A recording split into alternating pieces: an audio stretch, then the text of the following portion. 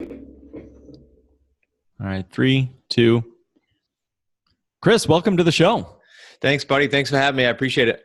So you have been successful in your business for several decades now, which I know has got to be a surprise. But not only have you been successful, but you own and manage a family-run business, which we've had several other guests talk about and explain some of the benefits thereof. Tell us a bit about what that's like, working in the trenches with your family members, and then how does that impact Thanksgiving dinner? Yeah. Well, okay. So I'll go back to the first thing you said with the decades of success. That's not entirely true because obviously there's speed bumps along the way. We can get into that later, but that would be an overstatement to say that it's been all roses. On the other side of things, it kind of happened organically. My son came in around November of 14-ish. He was a realtor prior to that operating in the same office. And then my son-in-law, Zach, and daughter, Kayla, came in around the beginning of 16. Coming from the personal training and bartending arena. It's very busy around here because we're in a resort area. The roles, everyone wants to know, okay, are the roles something you guys defined and pre-planned? And I wish I could tell you it was some master plan, but it wasn't. It just kind of organically grew. So, for example, Nick fell into my son, kind of the buyer specialist in our team, helping buyers get into homes. And then Zach fell into kind of taking my role as working with the sellers and buying all our properties. And Kayla more, and she worked her way out with the kids now, the second one on the way, but she was more the general manager, kind of higher level. And so just kind of all grew organically. And no one did, when we started, Mark, it wasn't, okay, here's this fat, juicy salary. It was, we're in it together. We do deal by deal, and that's how it's going to be. And that's how we run the coaching business as well. So it's a healthy way of doing it. Awesome. And how do you see that impacting just the family relationships? Are you guys able to turn it on and off, so to speak, or do you just sort of let business flow into the dinner table and back out to this out in the backyard playing, and then back in the office? It can how do flow you in see if that it's work? positive. So no crapola gets taken home, and none of the negative gets taken home. But if it's a big win or a small win, even we can talk about it, sure. But not if it's garbage, because there's just no shut off valve then. That's awesome. That's a great point. So, Chris, you and your family are still acquiring 5 to 10 properties every single month, and you're controlling $20 to $30 million of worth of real estate deals. So that's incredible all in and of itself. But then you do it on terms without using any cash, any of your own cash, credit, or even signing for loans.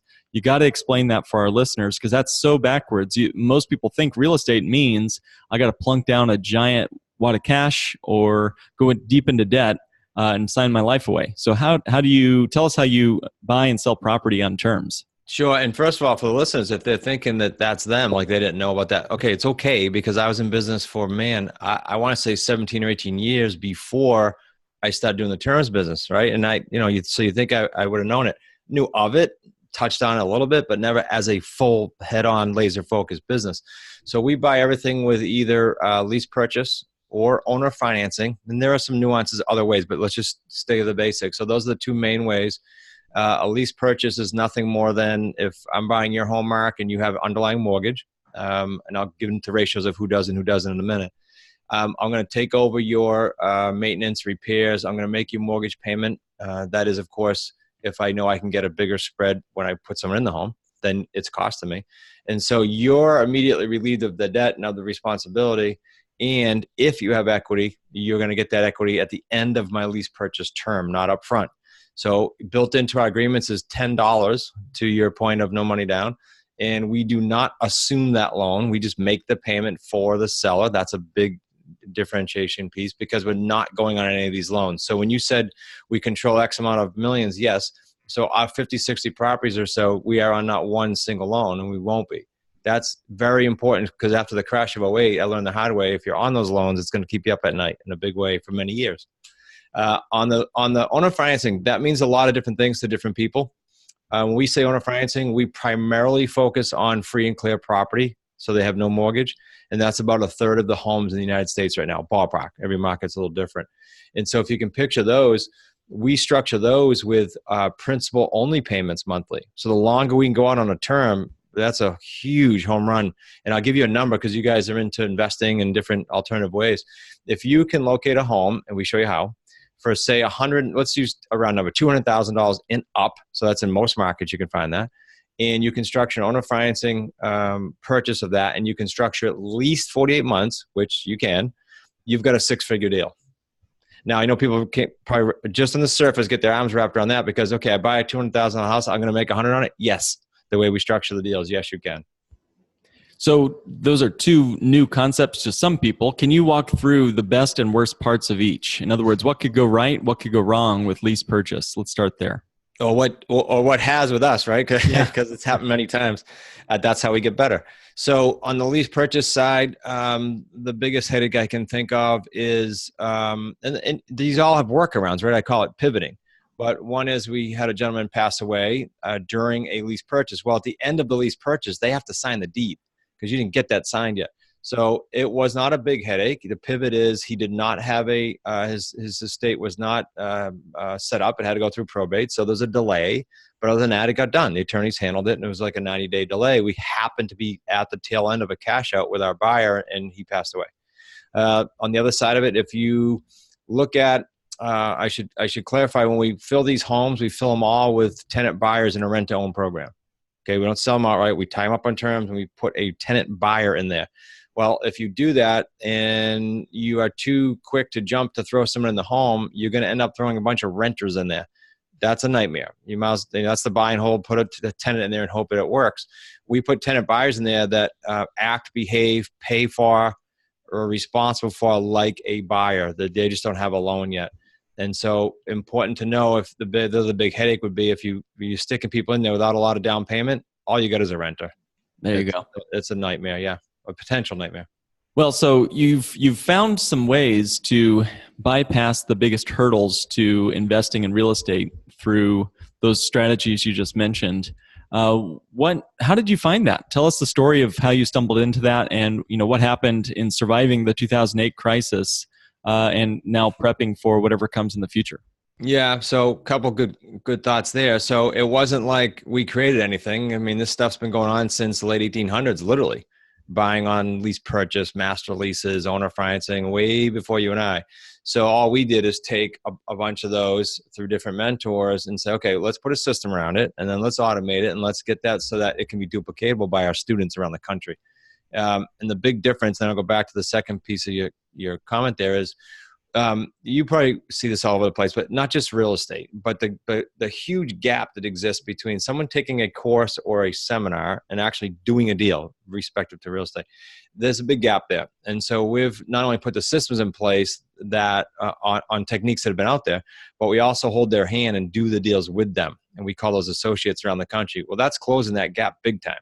Because the biggest frustration, if you listen to people out in the market in any industry, is, well, okay, I get it. I went to the seminar. It sounds good, but I can't I can pull a trigger, but then what if this happens? And what if that happens? And what do I say if this happens? Well, we do that with them. And so you said something about the 08 crash. Well, coming out of that, stuff had to be re-engineered because I wasn't going to go putting up personal signatures again and signing personally again on stuff. And so that's how this whole thing was born, is coming out of that crash. And so you mentioned about what if it happens again. I wish you and I knew that, because we'd be on the beach somewhere for good, right? But I think that a lot of the markets, it's not one market, right? There's a bunch of markets around the country. And some of them have slowed down. Some of them have slowed down just with high end. Some of them are still sailing strong because I've got people all over the country. So we get a good read on what's going on. When you structure the right term and use the right agreements, and this is important, then you're not concerned about that. So for example, when the market slows down, we'll buy more property for the amount of people we talk to. It'll be easier to buy. Right now, we're calling more people to get a home under contract than we were 4 years ago because the market's hotter in a lot of areas. So it's not a problem. It's knowing how to pivot. So I'm not going to say I want the market to crash or slow down, but when it does, we're okay. And we'll buy more properties. We'll be set up for the next round. So I don't know if that answered your question directly, if I hit all your high points there. Yeah, absolutely. I mean, real estate, while it goes through highs and lows, has been around since the pyramids. Yeah. So, it's a long time-tested asset class for sure.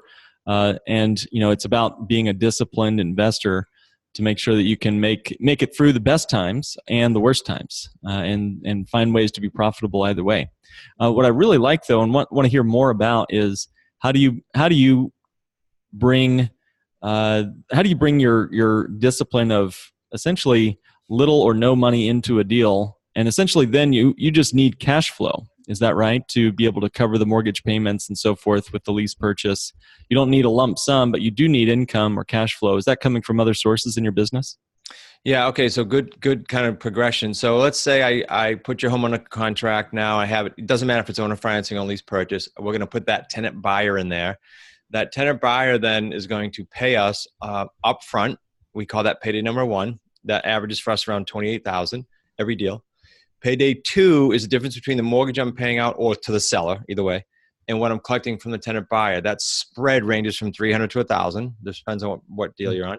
So that's every month, the whole term. Add those numbers up. That adds up quickly.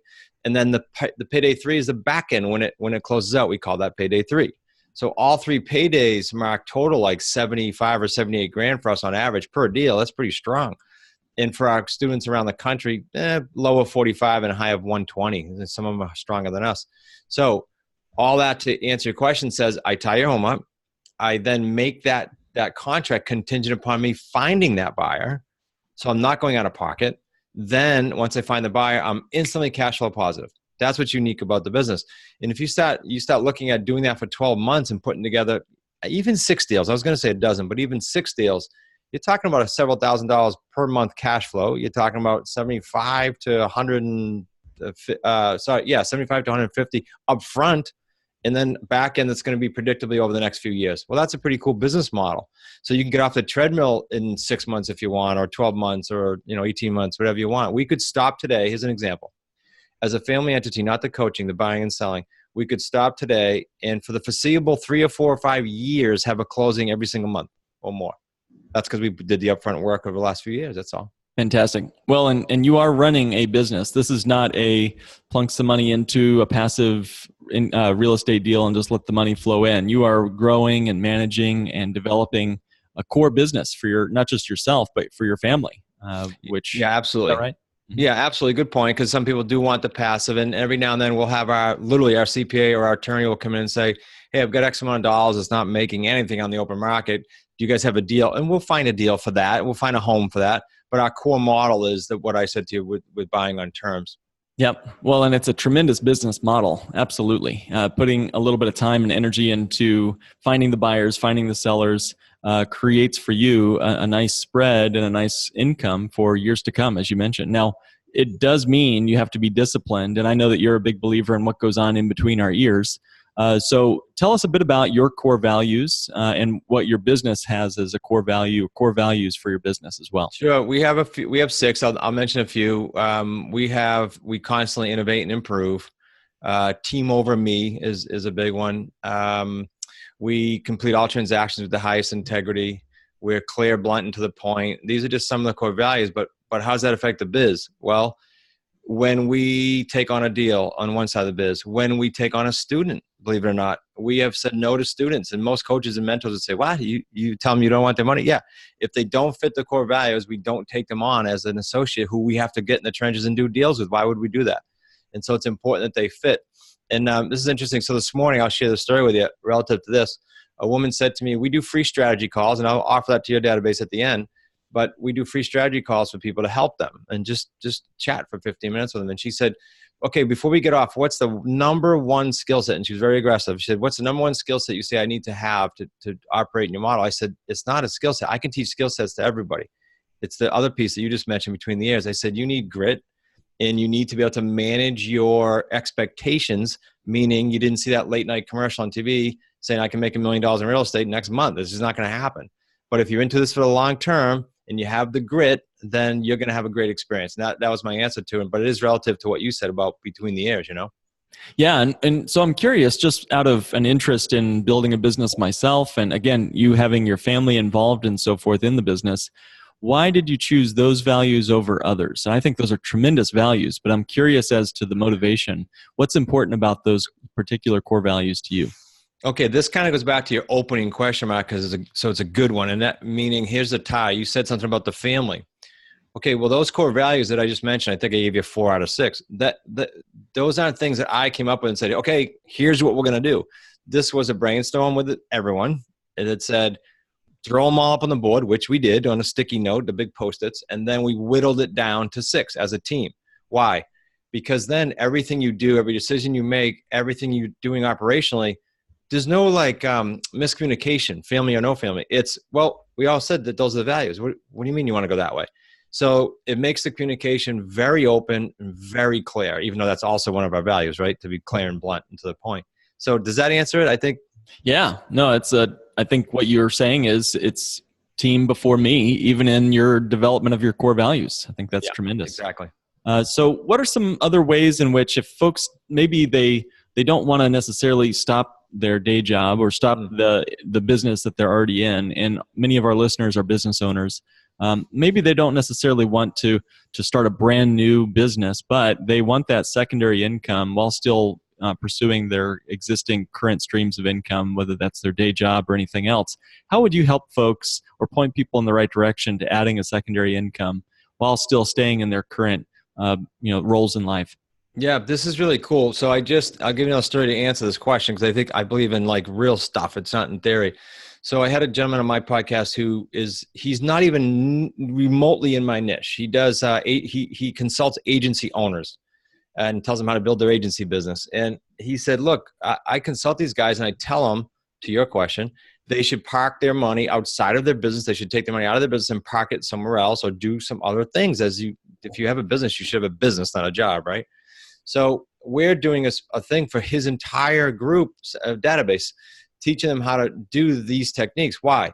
What if an owner did one deal or two deals a year? And what if, forget the 75 average that we do, let's say it only brought him 50 grand predictably over the next few years.